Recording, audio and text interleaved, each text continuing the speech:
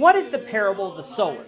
This is the question that we seek to answer today as we continue our verse-by-verse study of the book of Mark on Walking Through the Bible. Honors of his word, the glory of his cross. If you have a Bible with you, you can turn to Mark chapter 4. We're going to be reading from verses 1 to 12. If you don't have a Bible, don't worry. Just follow along with us on the screen. The version that we'll be reading from is the New King James Version. So, Mark chapter 4, beginning at verse 1. And again he began to teach by the sea. And a great multitude was gathered to him, so that he got into a boat and sat in it on the sea. And the whole multitude was on the land facing the sea.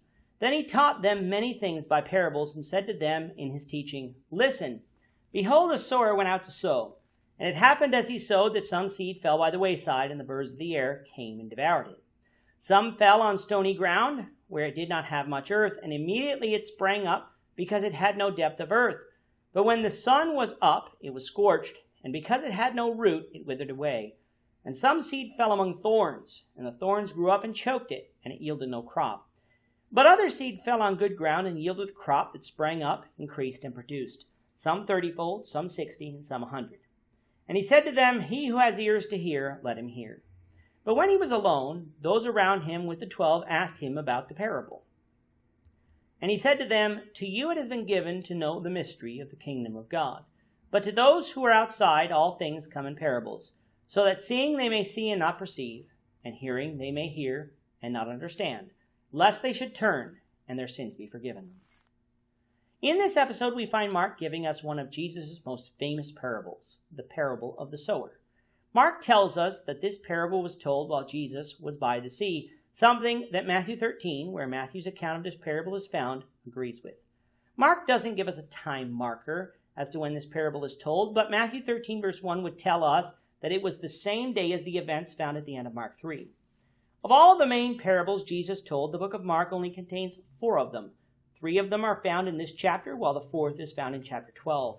The parable of the seed, found in verses 26 to 29 of this chapter, is the only parable that Jesus told that is exclusive to Mark, while the others are found also in either Matthew or Luke. A parable literally means cast aside, something else. In this case, Jesus' stories were cast alongside a spiritual truth. In this parable, we have a sower who goes out to plant seed. Today, we think of planting as when someone digs a hole and places a seed in the hole, covers it with dirt, and waits for a plant to grow. We don't usually plant indiscriminately, meaning that we cultivate the ground before planting and try to provide the best soil possible for the plant to grow. In Jesus' day, that's not how planting was done. A sower would have a bag of seed, and he would go out into the field and scatter the seed as he walked. The seed would land on the ground, and depending on where it landed, would either grow and produce, or it would not. In the parable, we have seed landing on 4 types of ground. We have wayside ground, rocky ground, thorny ground, and good ground. The wayside ground is ground that is heavily walked upon. What Jesus was talking about here was dirt that was heavily traveled on and compacted. When the seed landed on it, it couldn't sink into the ground, and the birds came and ate it. Some of the seed fell in stony ground, dirt that had stones in it. The dirt was soft enough for the seed to sink in, but because it was stony ground, there wasn't a lot of dirt, so the plant couldn't place deep roots in order to tap into the underground water. The sun scorched the plant, and it withered and died. Some seed fell in thorny ground, so the seed sank in, created roots, but later was choked by the thorns that grew in with it. And then some of the seed fell upon good ground, ground that the seed was able to sink into, establish roots, grow, and produce fruit. Some produce different amounts of fruit, but the point is that the good ground plants all produce fruit. The meaning to this parable will be discussed in the next episode. After Jesus told the parable, when they were alone, the disciples came to ask Jesus about the parable. He told them that they were going to be given the knowledge about the mystery of the kingdom of God. In other words, he would explain the parable to them. To those who weren't among them, the explanation wouldn't be given. They would simply have the parable. What Jesus said here often conflicts with the reason we often think that Jesus spoke in parables.